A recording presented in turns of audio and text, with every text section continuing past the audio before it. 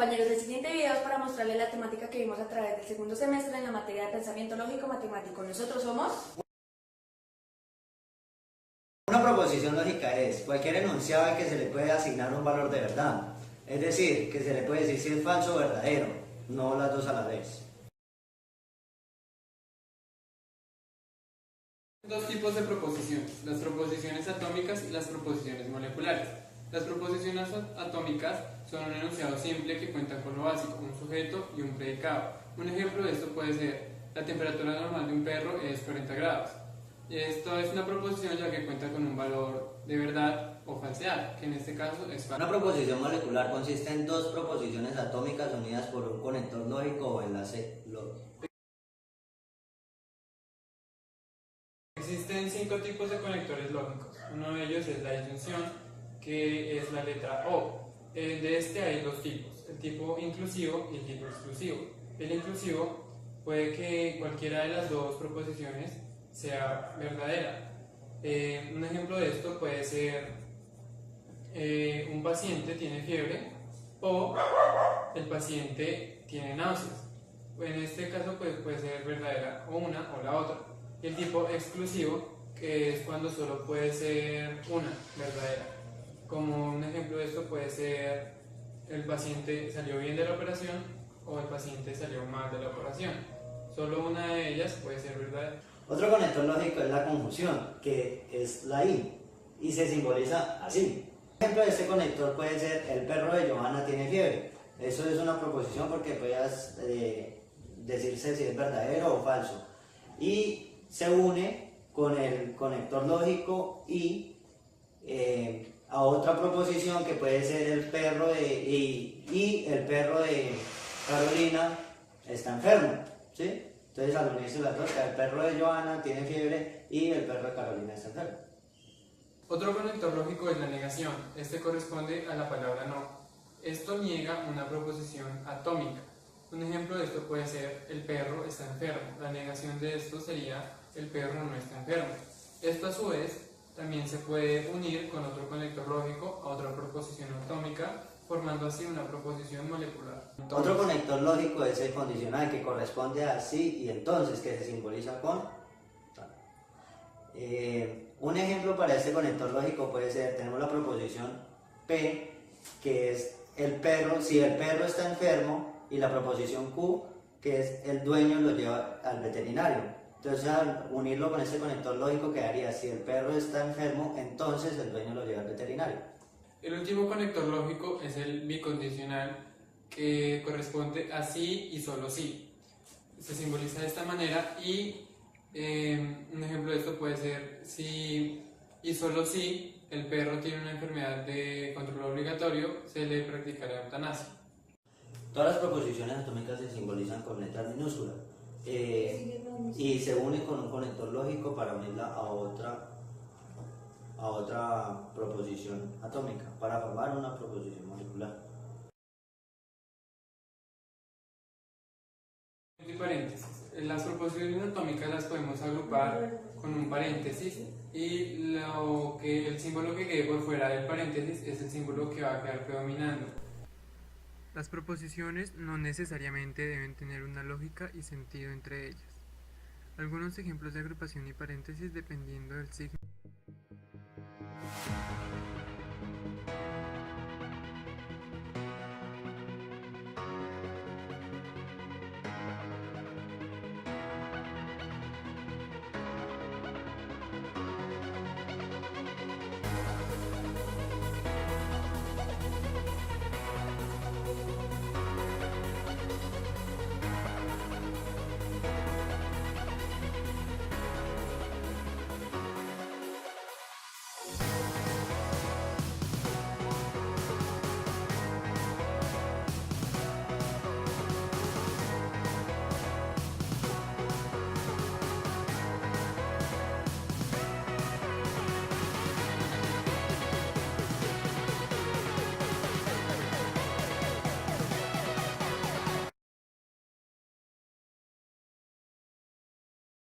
Para poder desarrollar las tablas de verdad, primero debemos identificar el número de proposiciones atómicas mediante la ecuación 2 a la n.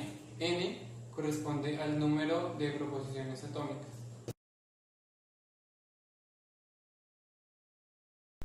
Conjunción.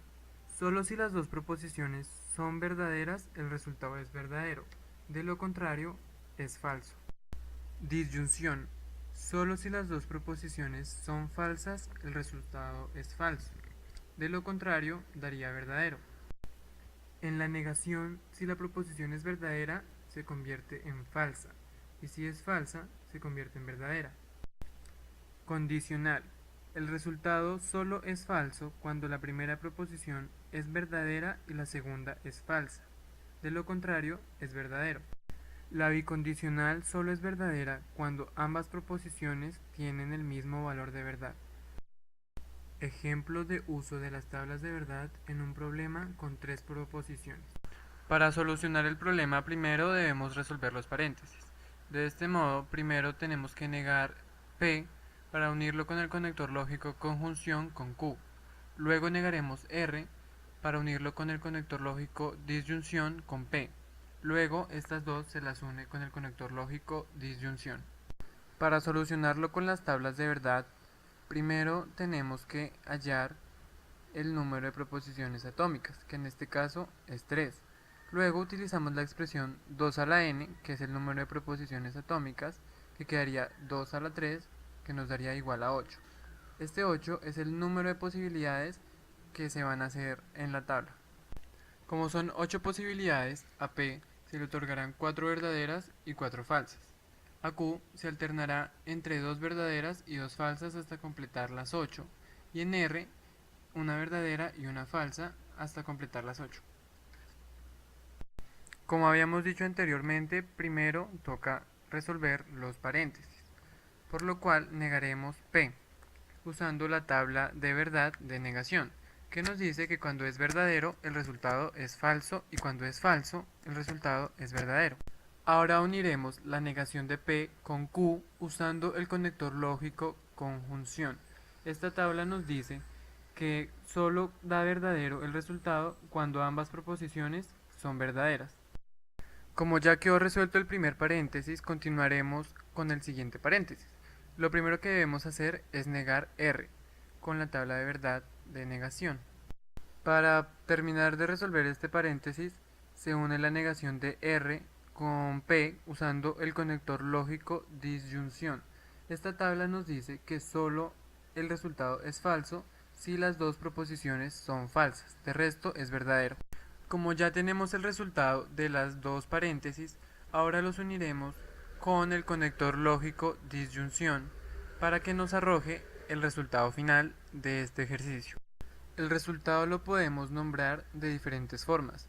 Si al final de hacer las tablas nos da todo verdadero, se llamaría tautología. Si todo diera falso, se llamaría contradicción. Pero si en el resultado al menos hay un verdadero o un falso, este se llamaría contingencia. La lógica es un proceso de razonamiento para derivar una conclusión a partir de premisas. Elementos de inferencia. Los elementos de inferencia se dividen en premisas, que una premisa son proposiciones de punto de partida.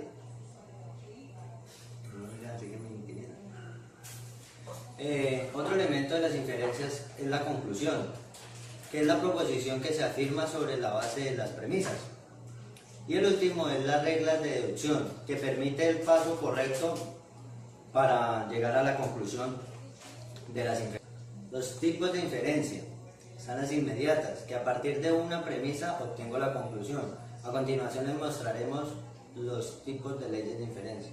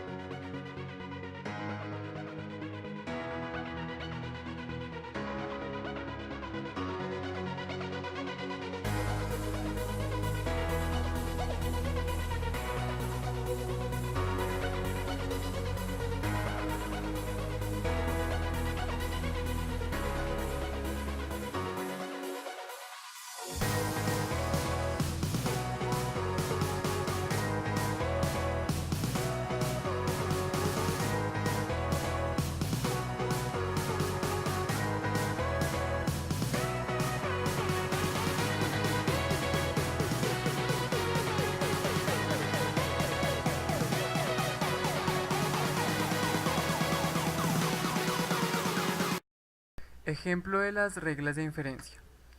En este nos piden demostrar S y R. Esas cuatro premisas son las que nos dan de punto de partida para continuar usando las reglas de inferencia y así poder demostrar lo que nos piden, en este caso S y R. Lo primero que tenemos que hacer para resolver este ejercicio es mirar entre las cuatro premisas de iniciación que nos dieron, cuáles tienen algún parecido y cuáles podríamos hacer uso de alguna ley. Nos podemos dar cuenta que entre las premisas 2, 3 y 4 poseen los conectores lógicos adecuados y la forma adecuada para realizar un silogismo disyuntivo. Al hacer uso de una ley tenemos que poner qué ley fue la que se usó, su símbolo y las premisas que fueron usadas en esta. Con el resultado que obtuvimos en la premisa 5, revisando las leyes nos podemos dar cuenta que podemos usar una simplificación disyuntiva para poder simplificar la negación de P y así dejarla sola. Podemos observar que con el resultado obtenido y la premisa 1 podemos hacer uso de la ley modus tollendo ponens, ya que este contiene el conector lógico o disyunción, el cual es de esta ley. Luego pues procedemos a operar y obtenemos el resultado R y S. Al resultado obtenido en la premisa 7 nos damos cuenta que se puede hacer uso de la ley conmutativa, la cual consiste en darle vuelta, por así decirlo, a las proposiciones para así poder dejarla de la manera que se necesita demostrar y así terminar el ejercicio.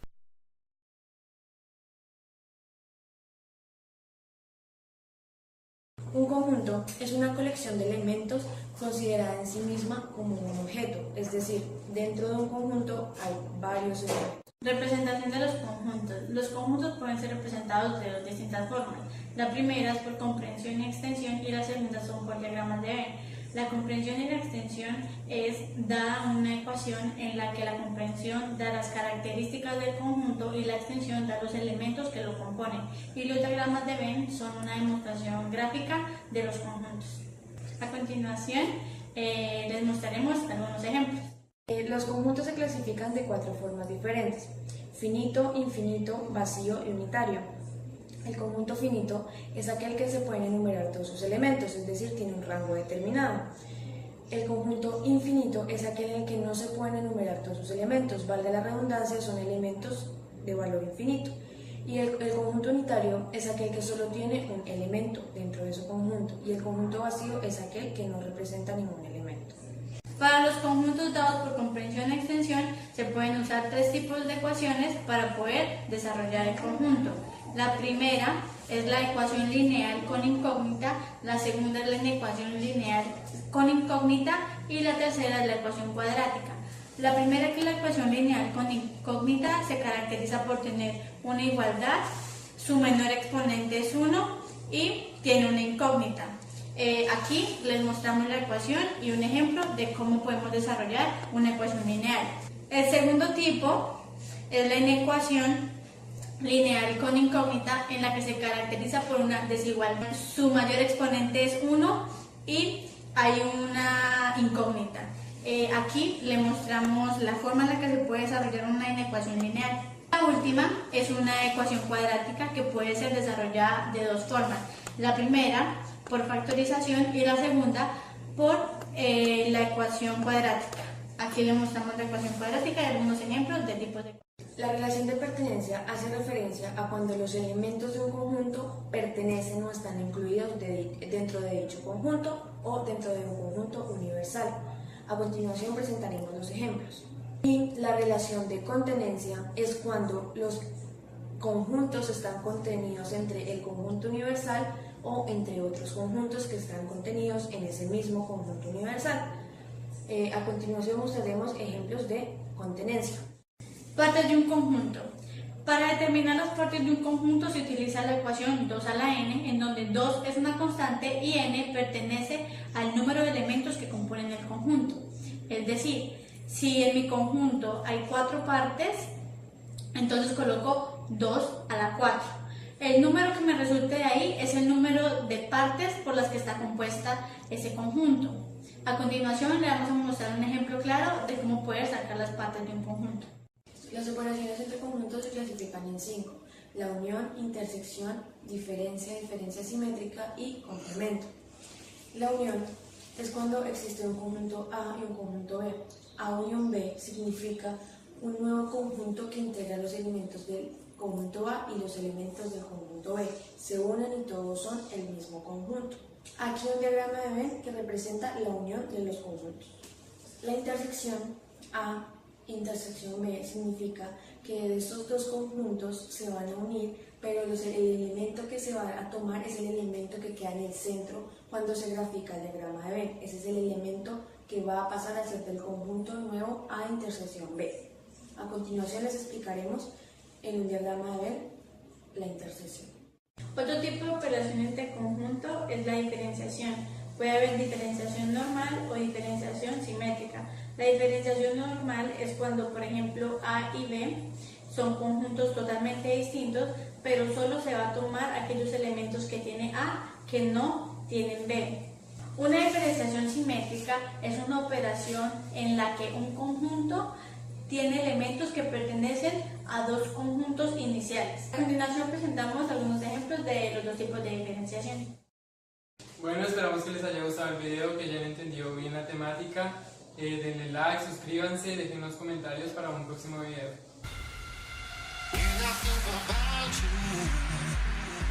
My feelings can't explain why after all this time you stay on my mind.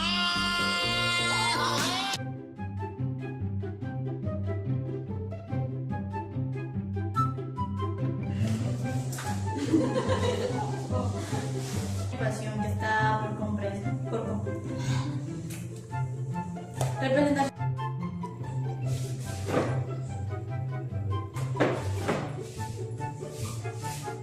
Dos a la n en donde... Ahí va bien. Sí, pero es... Entonces, muchachos, inferencia lógica es un proceso de razonamiento para derivar una premisa de una proposición. ¿Ah?